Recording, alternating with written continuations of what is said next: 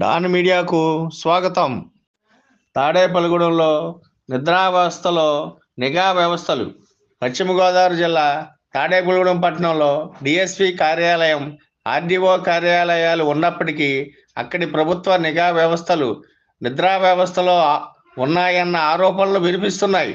తాడేపల్లిగూడెం పట్టణంలో వ్యాపార, విద్య, వైద్య సంస్థలు విస్తరించడం, అలాగే నేషనల్ హైవేతో పాటు రైలు మార్గాలు ఉండడంతో అభివృద్ధి వేగవంతంగా జరుగుతోంది. దాంతో కొందరు చట్ట వ్యతిరేక వ్యవహారాలకు బరి తెగిస్తున్నారు.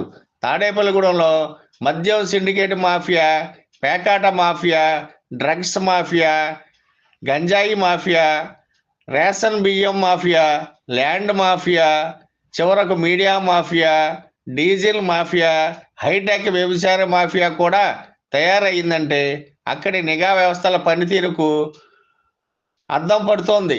సమాజంలో జరుగుతున్న చట్ట వ్యతిరేక కార్యక్రమాలపై ఎప్పటికప్పుడు సమాచారం సేకరించి జిల్లా ముఖ్య అధికారులకు తెలియజేసి వాటిని అరికట్టాల్సిన ప్రభుత్వ నిఘా వ్యవస్థలలోని ఉద్యోగుల్లో కొందరు స్థానికులే కావడం, మరికొందరు దీర్ఘకాలంగా అక్కడే తిష్టవేసి స్థానికంగా ఆస్తులు సంపాదించుకుని ఉంటుండడంతో వారికి ఉన్న స్నేహాలను, పరిచయాలతో చట్ట వ్యతిరేక కార్యక్రమాలు నిర్వహిస్తున్న వారి వద్ద నెలవారీ మామూళ్లు వసూలు చేసుకుంటూ నిద్రావస్థలో జోగుతూ తమ విధులను అయినకాడికి అమ్ముకుంటున్నారని, వృత్తిని తాకట్టు పెడుతున్నారని అంటున్నారు.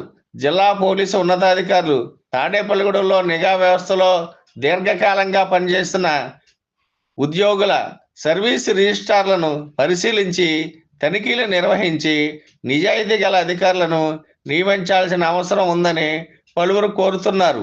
విశ్వసనీయ వార్తల సమాహారమే మన డాన్ మీడియా. మరిన్ని వార్తల కోసం మన డాన్ మీడియాను లైక్ చేయండి, షేర్ చేయండి, సబ్స్క్రైబ్ చేయండి, మరికొందరితో చేయించండి. ధన్యవాదములు.